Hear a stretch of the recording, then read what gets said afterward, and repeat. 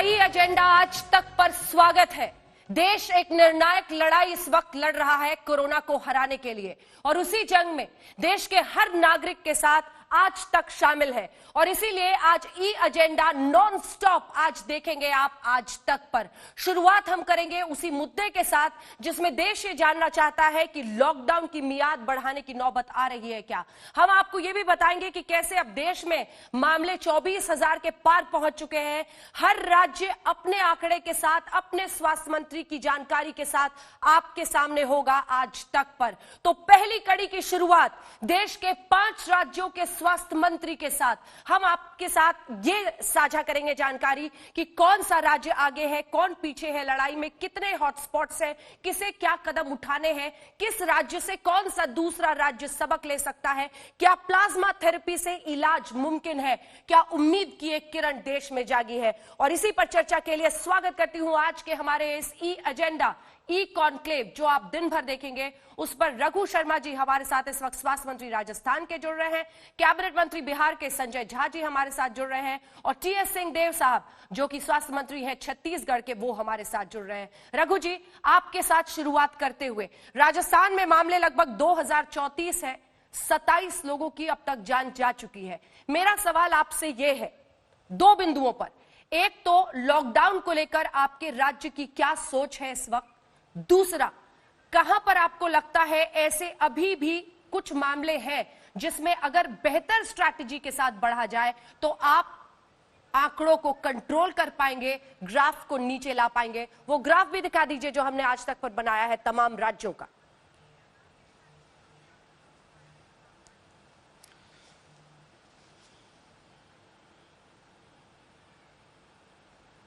रघु जी।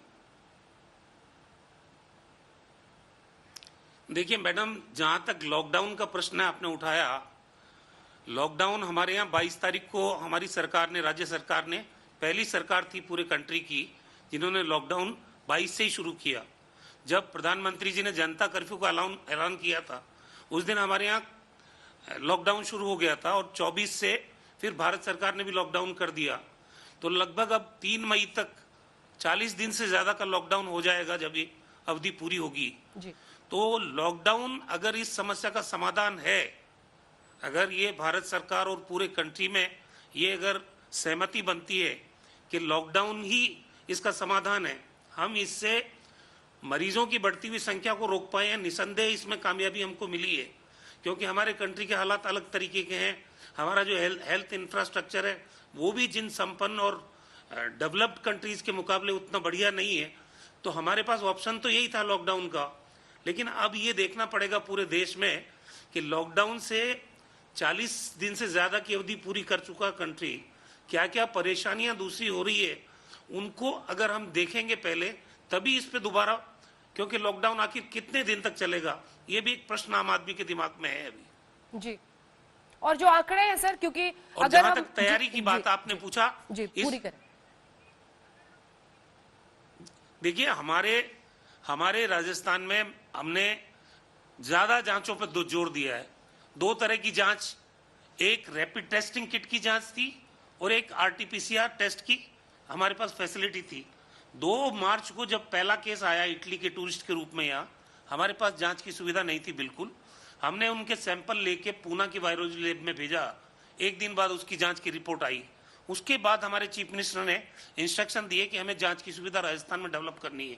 और मुझे खुशी है इस बात की कि 2 मार्च से लेके आज 25 अप्रैल के बीच में हमारी जो जांच की कैपेसिटी है वो हमने 5006 टेस्ट पर डे हम लोग कर सकते हैं। और आने वाले 1 वीक के अंदर 10,000 टेस्ट, ये वो कंफर्मेटरी टेस्ट की बात कर रहा हूं मैं, आरटीपीसीआर टेस्ट। इसके बीच में हमने रैपिड टेस्टिंग किट, एक उम्मीद जगी थी कि भाई इनसे हम बल्क में सैंपलिंग कर पाएंगे, लोगों की जांचें कर पाएंगे, और एंटीबॉडी टेस्ट होने से लोगों का अंदाजा लग जाएगा कि स्प्रेड कितना हुआ है। अनफॉर्चुनेटली जब 12 कंपनियों को आईसीएमआर ने अप्रूव किया था, 12 को हमने मेल किया, उसमें से 4 ने रिस्पॉन्ड किया। 3 चाइनीज कंपनी थी, 1 साउथ कोरिया की कंपनी थी। हमने उनको ऑर्डर प्लेस किया तो चाइनीज कंपनी ने ऑर्डर पहले दे दिया। उसके बाद आईसीएमआर को भी शायद चाइनीज कंपनी की सप्लाई मिल गई थी, उन्होंने 30,000 किट हमको भेजी। 10,000 किट हमने प्रिक्योर की। हमारे पास एसएमएस अस्पताल में जो भर्ती मरीज थे, जिनको आरटीपीसीआर टेस्ट के माध्यम से पॉजिटिव घोषित किया जा चुका था, हमने कहा इसकी जांच करवाना चाहिए रैपिड टेस्ट की कि इसकी कितनी उपयोगिता है, कितना ये एक्यूरेसी है जी। तो हमने वो जो पॉजिटिव केसेस थे उन पे 168 जो आरटीपीसी रैपिड टेस्टिंग किट थी इनकी जांच करवाई। अब आप बताइए कि उसमें जो मैचिंग था ना, आरटीपीसीआर टेस्ट के साथ इनका 90% मैच हो जाता, तब तो हम इसको आगे जारी करते। लेकिन जो परसेंटेज आया, हमारे माइक्रोबायोलॉजी के हेड, हमारे मेडिसिन डिपार्टमेंट के हेड, एक टीम बना के हमने इन रैपिड टेस्टिंग किट की जांच करवाई, तो वो 5.4% कोरिलेट कर पाया उससे आरटीपीसीआर टेस्ट से, तो हमने इसको बंद कर दिया। हमने आईसीएमआर को लिखा कि ये रैपिड टेस्टिंग किट जो है ये हमारे लिए ठीक नहीं है और हमारे जो टेस्टिंग में ये खरा उतरा नहीं है। फिर उसके बाद कई लोगों ने कहा कि राजस्थान पॉलिटिक्स कर रहा है, लेकिन शाम तक आईसीएमआर ने भी पूरे राज्यों में इस टेस्ट को बंद कर दिया। बिल्कुल बिल्कुल। कल भी मेरी भारत सरकार के चिकित्सा मंत्री जी से बीसी हुई, उन्होंने भी अभी भी अलाउ नहीं किया इसको, वो लेबोरेटरीज में इसकी जांच करा रहे हैं। अगर ये खरा नहीं उतरता है तो वो खुद कह रहे हैं कि ये वापस भेज देंगे हम। तो एक तो ये, अब हमारे पास ऑप्शन बचता है सिर्फ कि भाई अगर लॉकडाउन खत्म करते हैं और ये फ्लेयर अप होता है तो इसको रोका कैसे जा सकता है। उसके लिए तो हमारे पास सिर्फ एक ही साधन है कि हमारी टेस्टिंग फैसिलिटीज हम कितना बढ़ा सकते हैं कंट्री के अंदर। अभी जैसे भीलवाड़ा मॉडल की चर्चा हुई, आप सब लोग कर रहे हैं। भीलवाड़ा में जिस तरह से हमने कंटेनमेंट का प्रोग्राम किया, रूथलेस कंटेनमेंट, और उसके बाद में फिर भीलवाड़ा के बाद झुंझुनू हुआ, झुंझुनू के बाद में रामगंज आया। अभी रामगंज में हॉटस्पॉट बने हुए 6 पूरे स्टेट के अंदर। हमारे आज 9 बजे जो सुबह रिपोर्ट मिली मैडम, उसमें 2059 लोग पॉजिटिव हैं। लेकिन खुशी की बात यह है कि उसमें से लगभग 500 लोग, 500 नियर अबाउट 500 लोग वो पॉजिटिव से नेगेटिव भी हुए हैं, और हमने 200 लोगों को डिस्चार्ज भी कर दिया अस्पतालों से। हमारे यहाँ पर सिर्फ 1137 लोग भर्ती हैं जो वार्डों में हैं अधिकांश। 4 लोग आईसीयू में है सिर्फ, उनमें से 3 लोग वेंटिलेटर पे हैं। हाँ। और ये जो ग्राफ मैं आपको दिखा रहा हूँ पिछले 7 दिन में, ये हमने राजस्थान में संक्रमण में वृद्धि दर में कमी लाए हैं हम। जो 7 दिन का हमने इवेल्यूएट किया है, ये जो स्प्रेड होने में इसके संक्रमण की दर को हम कम कर पाए हैं। और जो मोर्टिलिटी रेट है हमारी, वो नेशनल मोर्टिलिटी रेट है 3.18। हाँ। हमारी 1.43 है। और जो भी लोगों की कैजुअलिटीज हुई राजस्थान में, वो अन्य बीमारियों की वजह से हुई। एक भी पेशेंट सिर्फ कोविड की वजह से डेथ नहीं हुई है। नहीं, कोविड अपने आप में इतना खतरनाक है भी नहीं। कोमॉर्बिडिटी जब होती है, अन्य कोई बीमारी हो, तब बहुत सीरियस हो जाता है मामला। और अभी तक जो आंकड़ा आया है उसमें 27 लोगों की इससे मृत्यु हुई है। रघु जी, 3 बातें जो मुझे बहुत महत्वपूर्ण लगी आपकी बात में। एक, दलगत राजनीति से उठकर आगे बढ़ना होगा। रैपिड टेस्टिंग किट पर आपने फ्लैग ऑफ किया, आईसीएमआर ने भी उसके बाद कहा कि ये टेस्टिंग किट्स का इस्तेमाल अभी देश में रोक दिया जाए। ये जरूरी होता है कि हर कोई पारदर्शिता के साथ एक दूसरे से सीखे, समझे और आगे के रास्ते को तय करे। आपने भीलवाड़ा मॉडल का जिक्र किया, लेकिन वहीं पर रामगंज का भी मॉडल है जो फेल होता हुआ दिख रहा है। हॉटस्पॉट्स और वहां पर बढ़ते मामले बहुत बड़ी चिंता का सबब है। तीसरी बात, थोड़ा सा मैं आऊंगी सर आपके साथ। तीसरी बड़ी बात जो आपने कही है, मोर्टालिटी रेट। राजस्थान में यह देखा गया है कि बहुत सारे केसेस होने के बाद भी जो मोर्टालिटी रेट है उसमें कमी है। यहां से दूसरे राज्य क्या सीख सकते हैं, इन सब पर मैं चर्चा करूंगी। लेकिन अब अगले मेहमान के पास चलते हैं। मैं वापस आपके पास आऊंगी रघु शर्मा जी। मैं अब सीधा बिहार लिए चलने चाहती हूं, उसके बाद सिंह देव साहब मैं आपके पास आऊंगी। बिहार में संजय झा जी 200 से ज्यादा मामले अब आ चुके हैं। बिहार में जो आरोप शुरू से लग रहा है, क्योंकि टेस्टिंग को ही लेकर सवाल खड़े किए जा रहे हैं, ये आरजेडी का लगातार आरोप है कि टेस्टिंग की सुविधा यहां पर नहीं है और जो स्वास्थ्य व्यवस्था बिहार में है वो अभी तक पूरी तरह से फुल मोशन में तैयार नहीं है इसको झेलने के लिए। क्या होगा आपका जवाब? और लॉकडाउन पर भी सर, लॉकडाउन की मियाद बढ़ाने पर 3 मई के आगे वाले सवाल पर भी जवाब दे दीजिएगा जी। आप फुल मोशन में है, लगभग 15,000 टेस्ट अभी तक हो चुका है और 200 से ऊपर लोगों का पॉजिटिव आया है। फॉर्चुनेटली डेथ अभी सिर्फ एक है, और वो भी डेथ उनका दोनों किडनी फेल था जो आप बता रही थी, वही उसी परिस्थिति में वो उनका डेथ हुआ। और उसके अलावा 1000 टेस्ट हम लोग पर डे करते हैं। सबसे बड़ी बात, देश में शायद पहला स्टेट है जो इस स्केल पे कर रहा है कि जैसे पोलियो में अभियान चलता था डोर टू डोर स्क्रीनिंग, ऐसे हम लोगों ने लगभग 4.25 करोड़ लोगों का डोर टू डोर स्क्रीनिंग पिछले एक वीक में किया है। जो 5 जिला हमारा हॉटस्पॉट है उसमें हर एक घर को हम लोगों ने कवर कर लिया। 23,000 लोग हमारे विदेश से आए थे, उन लोगों के गांव को पूरा स्क्रीनिंग कर दिया है। उसमें जो सिम्टम दिखाई पड़ता है उनका हम फर्दर टेस्ट कराते हैं। इसके अलावा आपको जिसके एरिया में इंडिविजुअल केस भी आया है, उस 3 किलोमीटर के रेडियस में हमने आशा वर्कर के माध्यम से, लोकल प्रशासन के माध्यम से पूरा स्क्रीनिंग करा लिया है। तो इससे ऑलमोस्ट हम लोग 1/3 स्टेट या उससे ज़्यादा कह सकती हैं जिसको स्क्रीनिंग करा लिया। फर्दर इसको और आगे बढ़ा रहे हैं। जहाँ तक रैपिड टेस्ट की बात है, ये सही बात जो हमारे पहले बोल रहे थे, यहाँ पर भी हम लोगों ने रैपिड टेस्ट किया था। मुझे नहीं पता चाइना का मॉडल क्या है, क्या टेस्टिंग होता है, वो एक्यूरेसी नहीं आई, वो फेल हो गया यहाँ पर भी, बिहार में भी। तो रैपिड टेस्टिंग तो इमीडिएटली दिखता नहीं है जब तक ICMR कोई गाइडलाइन नहीं देता है। लेकिन बिहार में जहाँ तक मोर्टेलिटी रेट की बात है, डेथ मैंने बताया एक है, टेस्ट की बात है, टेस्ट का स्केल बढ़ गया है, काफ़ी सारा टेस्ट हो रहा है। और बिहार का अपना एक जो मैंने बताया कि जो स्क्रीनिंग किया जा रहा है, ये पूरे जगह पर बहुत सारे लोग बाहर से भी यहाँ पर आए हुए हैं, तो उन सारे लोगों को स्क्रीनिंग किया जा रहा है। और सबसे सरप्राइजिंग एक चीज है कि ये जो 200 केस आप देख रही हैं, उसमें 3 सुपर स्प्रेडर है। एक आदमी ने 30, 35, 40 आदमी को बीच में फैला दिया जो दुबई से आए थे। खुद परसों ठीक होकर चले गए, 35 आदमी अभी भी पॉजिटिव होकर के पड़े हुए हैं। तो ऑलमोस्ट 40% के बीच में इस 3 आदमी ने जाकर के स्प्रेड कर दिया। शायद थोड़ा केयरफुल रहते तो ये परिस्थिति नहीं होती। तो कोई आउट ऑफ हैंड कोई चीज है बिहार में, जो लगता था ऐसा नहीं है, बिल्कुल कंट्रोल में चीजें हैं। और मुख्यमंत्री डेली मॉनिटर कर रहे हैं, अपने घर से ही बाहर नहीं निकले हैं पिछले 1 महीने से, लगातार मॉनिटर कर रहे हैं। लॉकडाउन की जहां तक बात है, 27 तारीख को प्रधानमंत्री जब बात करेंगे सारी मुख्यमंत्रियों से, क्योंकि 22 तारीख के बाद, अभी हमारे पूर्व जो स्वास्थ्य मंत्री बता रहे थे, बिहार में भी 22 तारीख को ही हम लोगों ने लॉकडाउन कर दिया था। और 16 मार्च को बिहार का असेंबली बंद कर दिया नीतीश जी ने। और जब 22 तारीख के बाद हमारा काम सब रूरल एरिया में थोड़ा शुरू हुआ है, चीजें बदली हैं। अब 27 को क्या लाइन लेते हैं वो तो भारत सरकार और प्रधानमंत्री को तय करना है, जब मुख्यमंत्रियों के साथ वो वीडियो कॉन्फ्रेंसिंग करेंगे।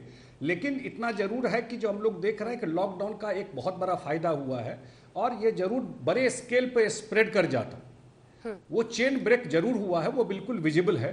और आगे क्या करना चाहिए, कैसे ओपनिंग होना चाहिए लोगों में, एक हम जो बिहार में देख रहे हैं, जरूर थोड़ी परेशानी, लोग तनाव में भी है, लेकिन उनका कॉपरेशन रहा, इस वजह से हम लोग बिहार में सक्सेसफुल कर पाए सारी चीजों। संजय जी, 2 सवाल है जो छूट गया है। मैं टी.एस. सिंहदेव साहब के पास जाने से पहले छोटा छोटा जवाब आपसे चाहती हूँ। देखिए, आपने टेस्टिंग पे कहा कि आपने बढ़ाया है, अब आप 1000 पर पहुंचे हैं, लेकिन ये सच्चाई थी कि पहले टेस्टिंग का एवरेज देश के अन्य राज्यों से कम था।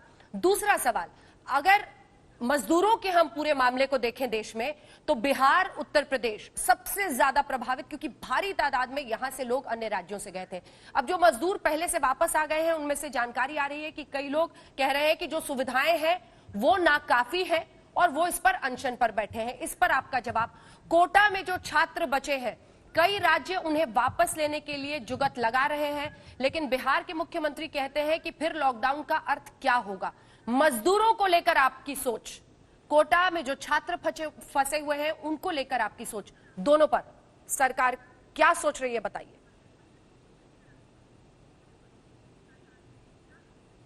अंजना जी, बड़ा इसमें मैं बताऊं, मजदूरों को लेकर के जो भी मजदूर आया है, मुझे ख्याल से 5-6 लाख लोग तो ऑलरेडी 22 तारीख से काम पे लग गए हैं बिहार में। अब बिहार में रूरल एरिया में ये अपॉर्चुनिटी है जो बहुत लोगों को एब्जॉर्ब कर सकता है। जिनके जॉब कार्ड नहीं भी है, उनका जॉब कार्ड बनाया जा रहा है।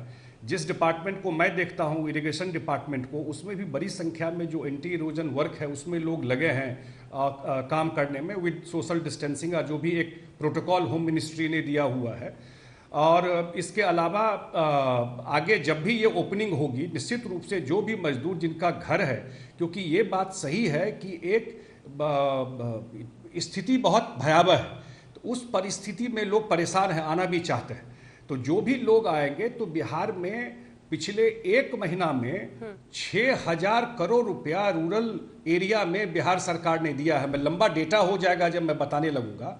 और बिहार के बाहर भी जो मजदूर हैं, शायद अकेला स्टेट बिहार है जो अपना ऐप डेवलप करके 14 लाख मजदूर जो आउटसाइड बिहार है, नॉट इन बिहार, उनके अकाउंट में पैसा ट्रांसफर कर चुका है। और 8 लाख का और प्रोसेस हो रहा है, शायद 20 लाख से ऊपर मजदूर के खाते में ये पैसा जाएगा।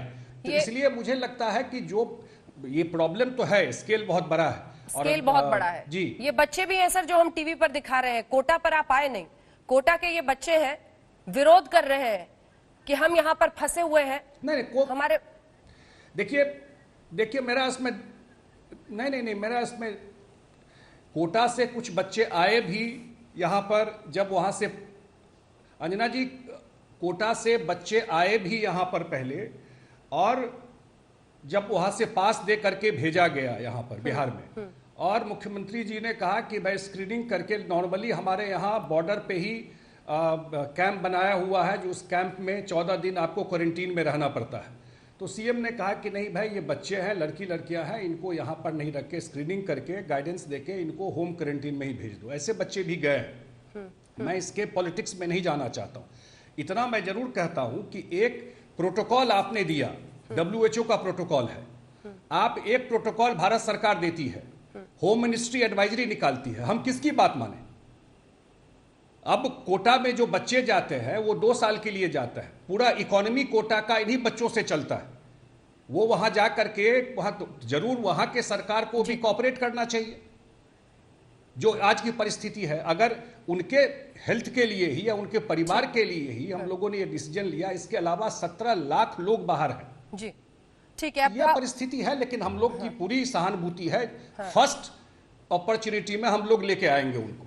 चुनौती बड़ी है और हर राज्य सरकार किस तरह से आगे ले जाए, इसी के लिए ये चर्चा हो रही है, ताकि देश भी पारदर्शिता के साथ जान पाए कि सरकारें क्या सोच रही हैं। आइए आपको सीधे लिए चलते हैं। अब टीएस सिंहदेव साहब हमारे साथ छत्तीसगढ़ के स्वास्थ्य मंत्री जी जुड़ रहे हैं। छत्तीसगढ़ को लेकर जो भी कदम सरकार इस वक्त उठा रही है, सबसे पहले तो टीएस सिंहदेव साहब, आप पहले भी आज तक पर आते रहे हैं, लॉकडाउन को लेकर, उसकी मियाद को लेकर जो परिस्थितियां आपके राज्य में है, आपका क्या सबमिशन रहेगा? क्या आपको लगता है कि इसको बढ़ाने की जरूरत है? 3 मई तक लगभग 43 दिन हो जाएंगे लॉकडाउन के।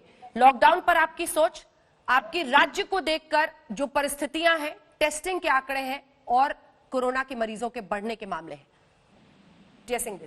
अंजना जी नमस्कार, रघु जी को और झा जी को भी नमस्कार, सभी दर्शकों को प्रणाम।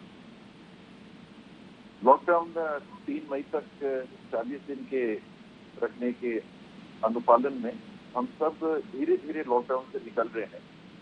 आज की सच्चाई यही है कि कोरोना हमारे बीच में है और आने वाले समय में इसके फैलने की पूर्ण संभावनाएं हैं। हम इससे कैसे डील करेंगे, इस परिस्थिति से हम कैसे नागरिकों को ज्यादा से ज्यादा बचा सकेंगे, कैसे ज्यादा से ज्यादा सुविधाएं उपलब्ध करा सकेंगे, आने वाले दिनों की यही सबसे बड़ी चुनौती रहेगी। जो लक्षण के बिना असिम्प्टोमेटिक कोरोना कैरियर्स हैं, ये देश के लिए, समाज के लिए, छत्तीसगढ़ के लिए भी सबसे बड़ी चुनौती है। ये 80% लोगों को जो कोरोना कैरियर्स हैं, उनको पता भी नहीं रहेगा कि वो कोरोना कैरियर्स हैं। न खांसी के लक्षण, न बुखार के लक्षण, न सांस लेने की दिक्कत के लक्षण, और वो कोरोना कैरियर्स होंगे। और यही बहुत बड़ा प्रतिशत, प्रभावित लोगों का बहुत बड़ा प्रतिशत है जो उसको आगे ले जाने का अनजाने में काम कर जाता है। लॉकडाउन की जो सोच थी वो यही थी कि हमारे पास वो तैयारियां नहीं थी, ना तो टेस्टिंग की, ना रैपिड टेस्टिंग किट्स की, ना अन्य व्यवस्थाओं की।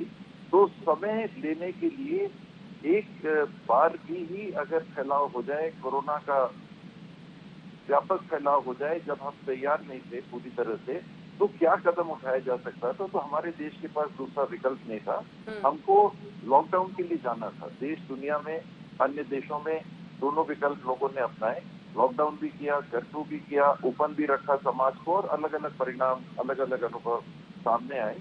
हमारे देश की परिस्थितियों के अनुसार, हमारी तैयारी के अनुसार लॉकडाउन का विकल्प नहीं था। आज जो आपने पूछा कि लॉकडाउन के आगे की क्या सोच होनी चाहिए, अब कहीं न कहीं फैटिग, कहीं न कहीं एक थकावट भी कई लोग महसूस कर रहे हैं कि आखिर लॉकडाउन कब तक। इस सच्चाई के साथ अगर हमको जीना है कि कोरोना हमारे बीच में रहेगा, लॉकडाउन से या किसी परिस्थिति से वो समाप्त नहीं होने वाला। विशेषज्ञ कह रहे हैं कि कम से कम 6 महीने और आने वाले दिन स्पाइक के हो सकते हैं, चाहे वो अप्रैल का आखिरी सप्ताह रहा हो, चाहे मई का पहला सप्ताह रहा हो। अब जून जुलाई की भी बात हो रही है कि स्पाइक आने वाले दिनों में आएगा। तो अकेले लॉकडाउन से हम कोरोना के आगे चले जाएंगे, ये नहीं होने वाला। तो हमारे नागरिकों से पूरे पारदर्शिता से, पूरे ईमानदारी और पूरी सच्चाई से इन संभावनाओं को शेयर करते हुए हमको जीवन जीने की शैली बदलते हुए हमको गतिविधियों में उतरना पड़ेगा। ये 3 मई हो, चाहे उसको बढ़ाइए या उसके पहले से आज ही डायरेक्टिव आया है केंद्र सरकार का कि शहरों के बाहर की दुकानों को खोलिए। तो दैनिक गतिविधियों में जहां हमको भागीदार बनना पड़ेगा, वहां पूरी मुस्तैदी से, पूरी सजगता से हमको वो सारे उपायों को अपनाना पड़ेगा जो दवाई के अभाव में हम अभी अपनाने की ट्रेनिंग में एक तरह से ये लॉकडाउन के पीरियड में रहे हैं। ठीक है। हाथ नहीं मिलाना, हमको प्रणाम करना, पैर पड़ना भी तो एक दूरी से पैर पड़ना, कहीं नजदीक, ये हमारे समाज की जो व्यवस्थाएं थी। हमको हाथ धोना, इतना मैंने भी कभी हाथ नहीं धोया जीवन में, लेकिन 20 सेकेंड की जो बात आती है, कोरोना के कीटाणु को मारने की एक क्रिया हाथ धोना साबुन से बन जाती है।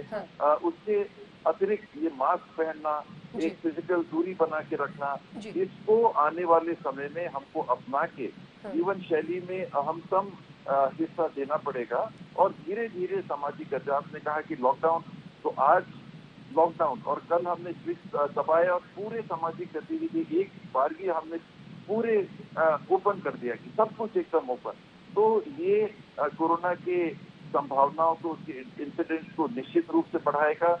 जिस लॉकडाउन से हमको निकलना है, तो सुझाव बतौर कुछ लोगों ने मेरे सामने भी ये ख्याल रखा, मैं आपसे माध्यम से और आपसे ये शेयर कर रहा हूँ, सभी साथियों से शेयर कर रहा हूँ कि धीरे धीरे इसे निकालिए।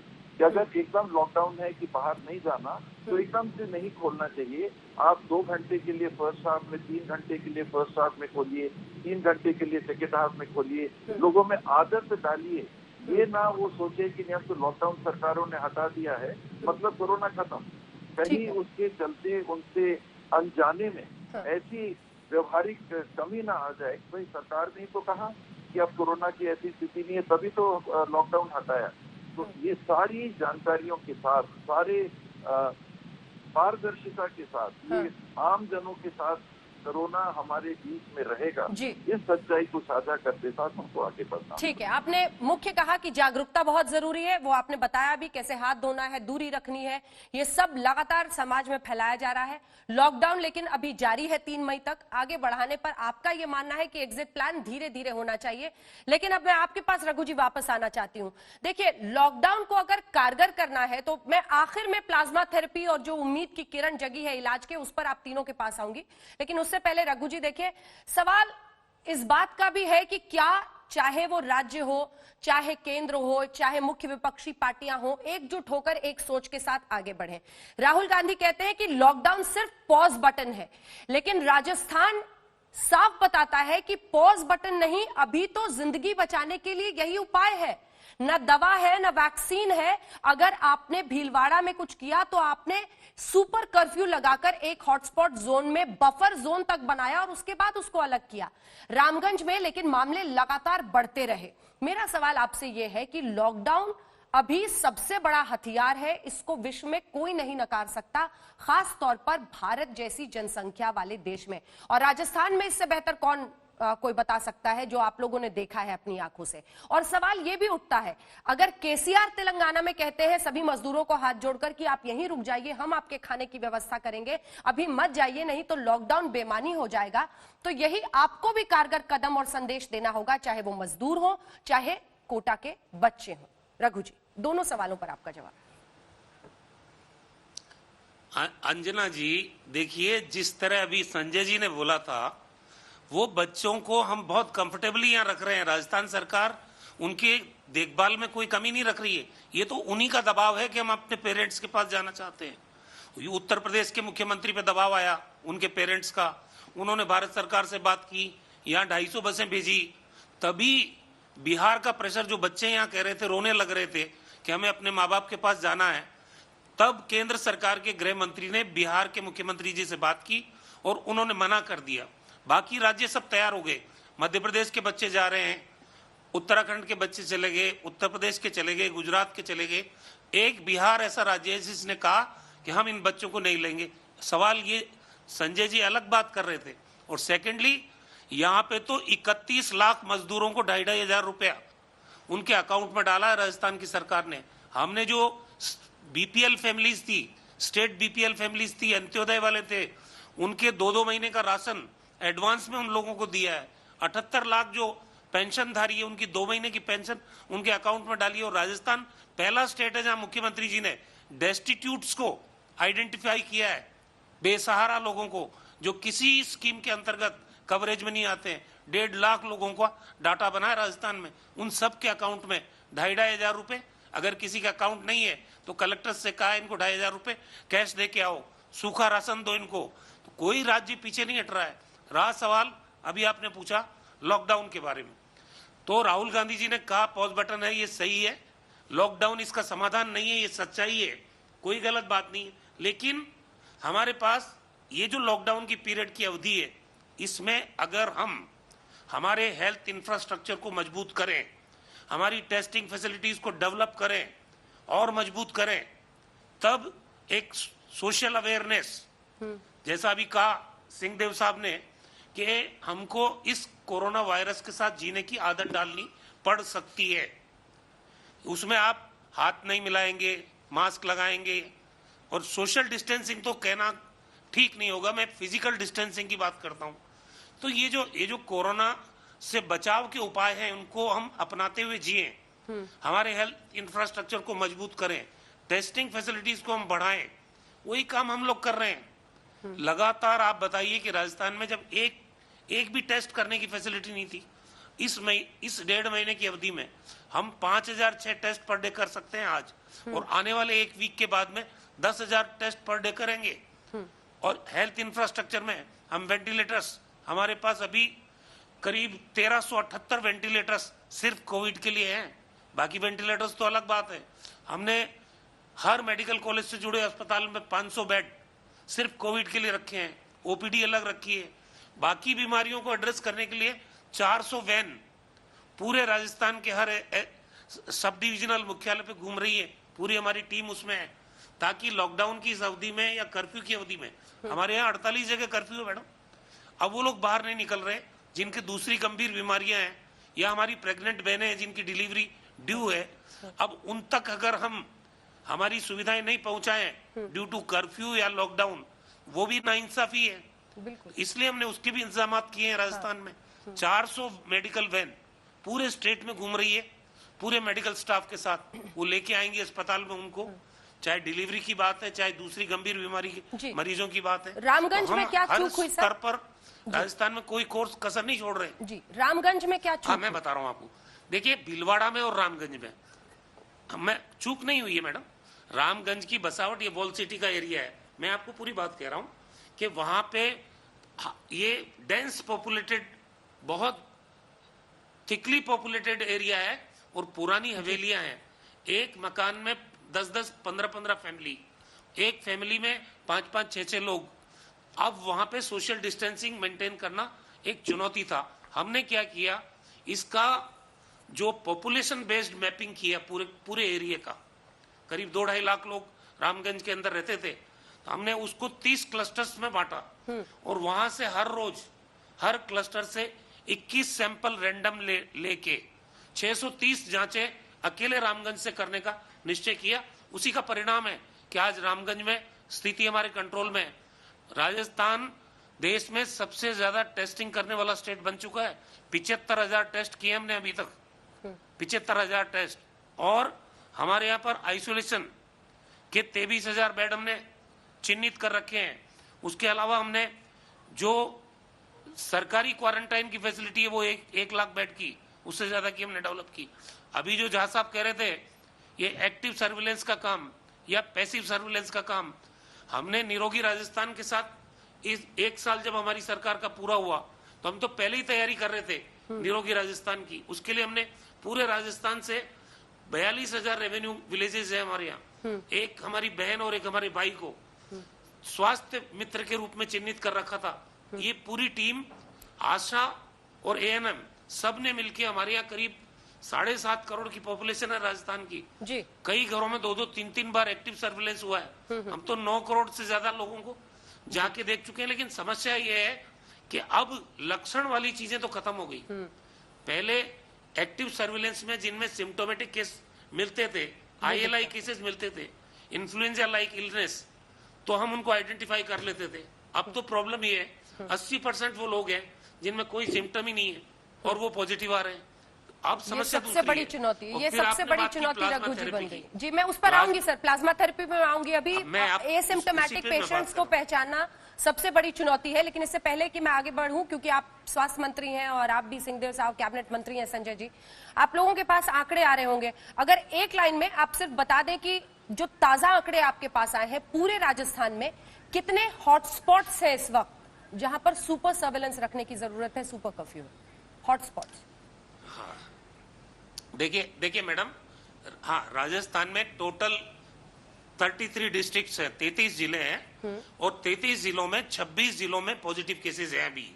उसमें से 6 जिले ऐसे हैं जो हॉटस्पॉट बने हैं, जिसमें जयपुर है, जोधपुर है, कोटा है, अजमेर है और टोंक है। 6 जिले हॉटस्पॉट है। बाकी 6 जिलों में 30 से लेकर 90 पॉजिटिव केसेस के बीच में है और 16 जिले ऐसे हैं जहां पर 30 से कम पॉजिटिव केसेस है। ठीक है। और उसमें से हम जैसे भीलवाड़ा है, भीलवाड़ा में पॉजिटिव केस नहीं है हमारे पास अब तो, और जो जिले जहां पर 1-1, 2-2 पॉजिटिव केस आए वहां सिचुएशन कंट्रोल में भी है। कोई एक फैमिली की वजह से फैला है, कोई एक व्यक्ति की वजह से फैला है, कम्युनिटी स्प्रेड नहीं है कहीं भी। ठीक है सर, ठीक है। Sanjay ji, lockdown pause button है या फिलहाल के हालात में लाइफ सेविंग यानी जीवन बचाने वाला बटन है? इस पर आप लोग स्पष्ट रूप से, जब मुख्यमंत्रियों के साथ फिर से प्रधानमंत्री की बैठक होगी तो क्या बिहार की तरफ से कहा जाएगा? और जिन लोगों को आपने ही बताया, कई मजदूर आए हैं, कई बच्चे आए हैं, उनको अलग अलग जगहों पर आपने बताया कि कई बच्चों को आप टेस्टिंग के बाद उनके घर पे भी भेज रहे हैं, उनको लेकर क्या व्यवस्थाएं हैं जिनको क्वारंटीन में शायद आपको 15 दिन 20 दिन रखना पड़े? संजय जी।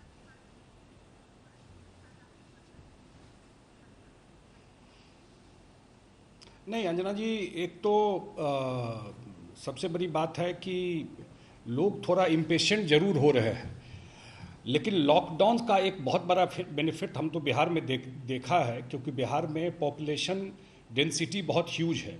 1100 लोग पर स्क्वायर किलोमीटर में और बाहर से भी लोग आए हैं, तो उस डेंसिटी जब इतना पॉपुलेशन का है तो लॉकडाउन ही एक तरीका था। और आप आश्चर्य होगा आपको कि गांव में लोगों ने ऑलमोस्ट अक्षरशः इसको माना है और उसका एडवांटेज ये हुआ कि ये कम्युनिटी में स्प्रेड नहीं किया। जो 3-4 जिला जहां ज़्यादा ये जिसको आप हॉटस्पॉट कह सकती है, उसमें एक मुंगेर है। अब मुंगेर का एक जगह है जमालपुर। अब जमालपुर एक बहुत बड़ा हॉटस्पॉट बन गया है, वहाँ पर एक एरिया है जहाँ पर 20-25-30 लोगों को हो गया है ये इशू। उसी तरह नालंदा में है, उसी तरह आपको सिवान में है। ऐसे 3-4 जिला और उसके अलावा 6-7 जिला में सिंगल 1-2 केस करके आया है। लार्ज स्केल स्प्रेड नहीं किया। ये जो मजदूर बाहर से आए थे उनको हम लोगों ने जरूर रखा पंचायत के स्कूल में, क्वारंटीन में 14 दिन 15 दिन, या बॉर्डर पे जो हम लोगों ने रखा उसमें, तो उसमें कोई ज़्यादा हम लोगों को नहीं दिखाई पड़ा है कि कोई ज़्यादा स्प्रेड किया हुआ हो। और जो एक सिंहदेव साहब बोल रहे थे वो बड़ा अच्छी बात बोल रहे थे कि इसको फेज वाइज ही आपको अगर खोलना हो, ये मैं अपने एक्सपीरियंस से या जो लोगों से बात होती है उनसे जो समझ आई है कि उसको सडनली अगर खुलेगा लोग सारे सड़क पे निकल जाएंगे, तो वो फीलिंग नहीं देना चाहिए। लोगों को नए तरीके से जीने का जो सिस्टम है वो समझना पड़ेगा। अब हम लोगों को शायद वो जीवन न मिले इमीडिएटली जो प्री कोरोना लाइफ हम लोग जीते रहे। इमीडिएटली तो नहीं दिखता अगले 6 महीने में, आगे वैक्सीन आता है, क्या परिस्थिति बनती है वो अलग बात है, लेकिन अगले 6 महीने जो आज की परिस्थिति है, और ये लॉकडाउन से एक फायदा हुआ है कि लोग सीख भी लिए कि जीने का क्या तरीका है, समझ में है। गांव देहात में, शहर की तो बात अलग है, वहां पर भी लोग समझ लिए हैं, नहीं है तो गमछा लगा के ही मुंह पर उसको साफ करके बांध के घूमता है, माने जहां खेत उत में भी जाना रहता है तो जाता है। इतना अवेयरनेस खास करके आप लोगों को देखने से, या एक जो कैंपेन चल रहा है या प्रधानमंत्री जी बोले हैं या जितने मुख्यमंत्री बोले हैं, तो उसका एक प्रभाव ये पड़ा है, या लॉकडाउन जो इतना इन्फोर्स करके रखा गया उसका प्रभाव ये पड़ा कि लोगों को इसकी सेंसिटिविटी समझ में आ गई। और मुझे लगता है कि अगर धीरे धीरे खुलता है तो लोग उसी तरीके से जीने के आदी भी हो गए, तो उस हिसाब से चलना चाहिए। बिहार में जो हॉटस्पॉट है उसको हम लोगों ने पूरा सेग्रीगेट करके रखा है। Hopefully we'll come over it, हम लोग निकल जाएंगे इससे। सिंहदेव साहब, अब मैं उस तरफ बढ़ना चाहती हूँ आप तीनों के पास, जिसमें हम इलाज और जो उम्मीद की किरण पूरे विश्व में दिख रही है उसकी तरफ बढ़े। चाहे वो हिंदुस्तान का BCG टीका हो, जिसके बारे में महाराष्ट्र सरकार ने भी इजाजत मांगी थी केंद्र सरकार से, चाहे वो प्लाज्मा थेरेपी हो, जिस पर बीते दिन दिल्ली के भी मुख्यमंत्री ने कहा कि 4 पेशेंट्स का कारगर इलाज हो पाया है।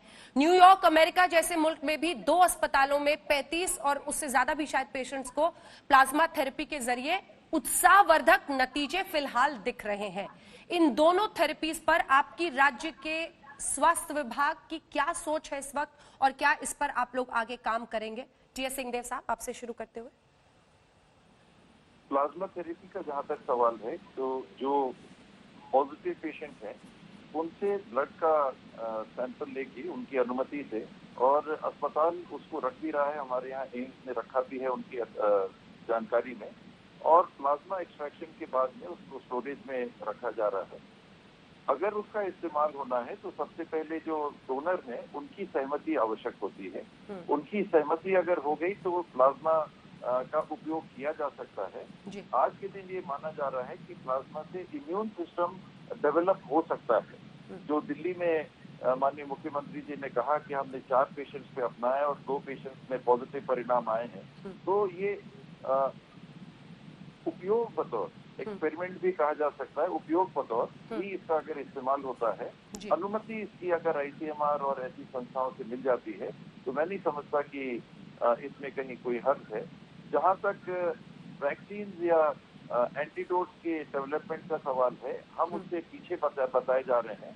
कई देशों में, इंग्लैंड में भी, जर्मनी में भी 500-500, 800 लोगों के ग्रुप तैयार होके आए हैं, जिसमें साइंटिस्ट भी हैं, अन्य लोग भी हैं, जो अपने ऊपर प्रयोग करने के लिए सहमति देके आगे आ रहे हैं, और उनके ऊपर प्रयोग की जो क्रिया चालू होगी, बताया जा रहा है कि 3 चरणों में ये प्रयोग आगे चलेगा, समयबद्ध तरीके से, बीच में गैप देके किसी को एक प्रकार का वायरस लोड दिया जाएगा, किसी को दूसरे प्रकार का दिया जाएगा, दोनों को कंपेयर करके देखेंगे कि क्या परिणाम। तो ये एक्सपेरिमेंटल प्रोसेस जो जा रहा है, जो आशावादी लोग हैं वो भी कह रहे हैं कि आकस्मिक कुछ हो गया तो 6 महीने नहीं तो साल भर लगेगा इस वैक्सीन को डेवलप करके, टेस्ट करके, प्रामाणिक रूप देके और उसको उपयोग में लाना।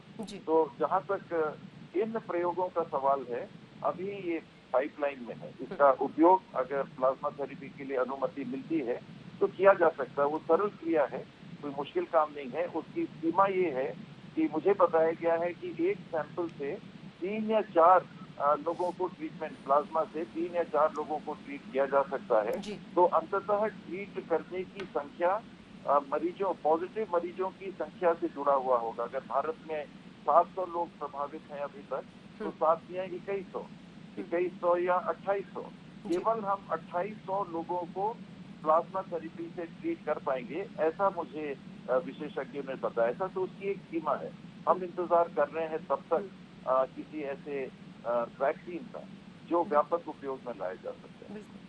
कोरोना ने टीएस सिंहदेव साहब अगर पूरे विश्व को, भारत में सबको ये सिखाया है कि सफाई कितनी जरूरी है, पर्सनल हाइजीन, कैसे फिजिकल डिस्टेंसिंग रखनी है, तो दूसरी तरफ धैर्य भी बहुत दिया है। और जो आप कह रहे हैं वही मुझे लगता है हर नागरिक इस वक्त सोच रहा है। तो आपको अपडेट दे दे, चाहे वो ऑक्सफोर्ड की यूनिवर्सिटी में वैक्सीन के ट्रायल्स, क्लिनिकल ट्रायल्स शुरू तो हो गए हैं, लेकिन दवा आते आते अगर ये कारगर भी हो जाता है, ये वैक्सीन सही साबित हो जाता है, तब भी इस साल के अंत तक ही ये हो पाएगा। और इस वक्त हमारे साथ राजेश टोपे जी भी, महाराष्ट्र के स्वास्थ्य मंत्री जुड़ रहे हैं फोन लाइन पर। राजेश जी, थोड़ा सा देर हो गया आपको जुड़ने में, लेकिन सबकी नजर इस वक्त महाराष्ट्र पर भी है और वहां पर मामले 6,817 के आसपास है, 300 लोगों की मौत हो चुकी है। सबसे पहले तो आज सुबह जो भी आपको स्टेटस रिपोर्ट आई हो अपने राज्य के बारे में, वो हमारे दर्शकों को बताएं। और साथ ही लॉकडाउन क्या 3 मई से आगे भी बढ़ाने की परिस्थिति बन सकती है, क्या इस वक्त आप लोग ऐसा सोच रहे हैं? राजेश। नहीं, आंकड़े बढ़ रहे हैं, लेकिन एक है कि हमारे में, मैं 2 चीजें बताना चाहता हूँ। एक तो जो कितने दिन में ये डबल हो रहा है, ये परिमाण आजकल बहुत हर राज्य के लिए, हर जिले के लिए भी निकाला जाता है।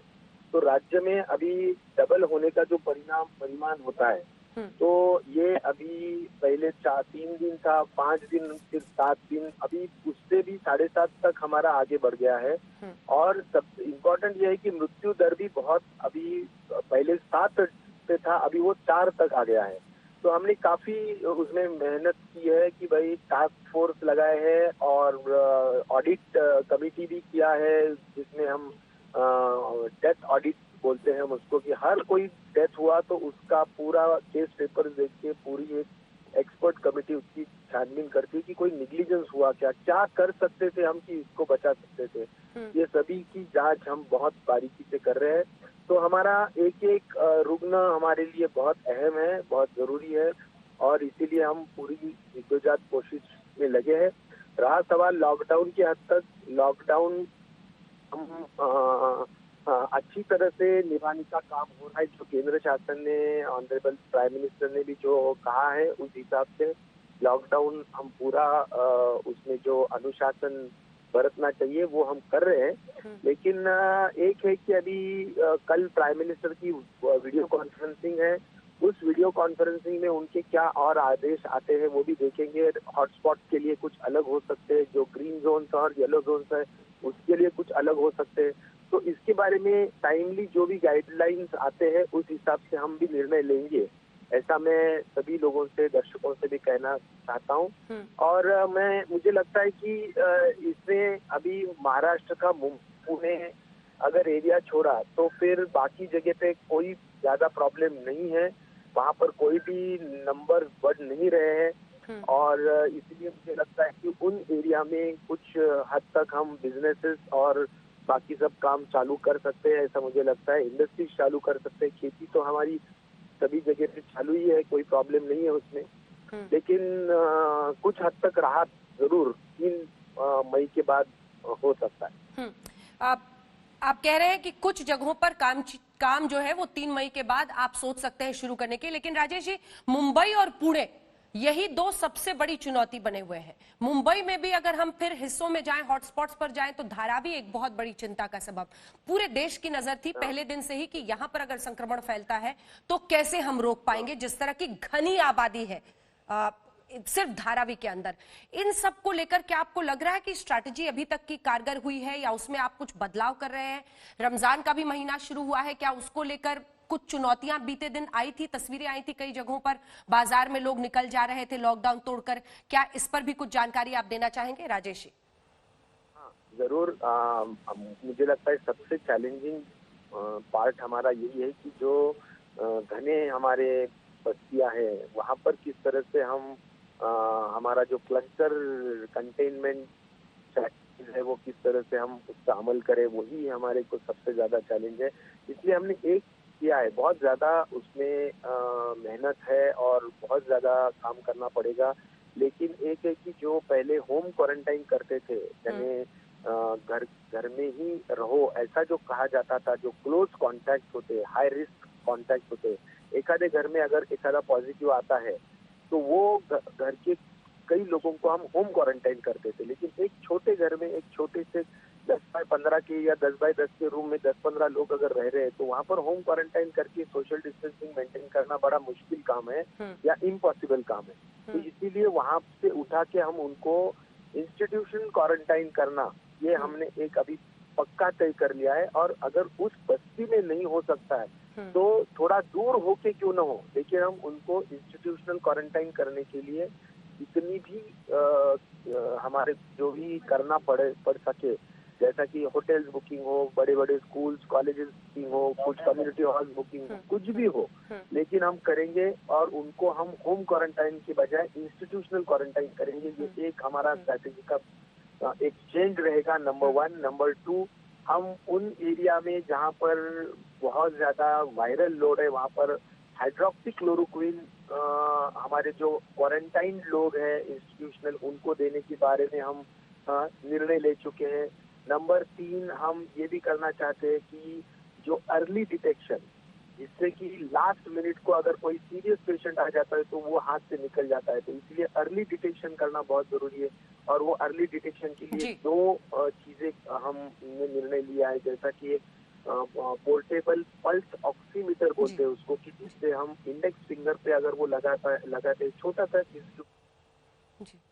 यहाँ पे हमने जो पॉजिटिव से नेगेटिव हुए मरीज उनके ब्लड सैंपल लेके रखे हुए हैं। हमारे डॉक्टर्स की टीम बनी हुई है। हम लोग ने आईसीएमआर को लिखा है, आईसीएमआर की अगर गाइडलाइन आती है तो यहाँ प्लाज्मा थेरेपी की हमारी तैयारी है पूरी। ठीक है। सेकेंडली, जो दवाओं के बारे में सबसे पहले एक्सपेरिमेंट किया वो भी एसएमएस हॉस्पिटल के डॉक्टर्स ने किया था। जी सर। जब हमारे 4 मरीज यहाँ भर्ती थे तब ये जो स्वाइन फ्लू में काम आने वाली दवा थी, जो मलेरिया में काम। बिल्कुल, तमाम राज्य सरकारें अपने तरफ से जो कदम उठा रही हैं वो आप इस 1 घंटे में समझ गए होंगे। आप सभी का बहुत धन्यवाद हमारे साथ शामिल होने के लिए। लेकिन जुड़े रहिए आज तक के साथ, क्योंकि कोरोना से जुड़ी हर जानकारी, अगर कोरोना को हराना है तो आपको आज तक के साथ रहना है, क्योंकि इस ई एजेंडा कॉन्क्लेव में हर जानकारी हम आप तक पहुंचा रहे हैं लगातार सेशंस के जरिए। देखते रहिए आज तक।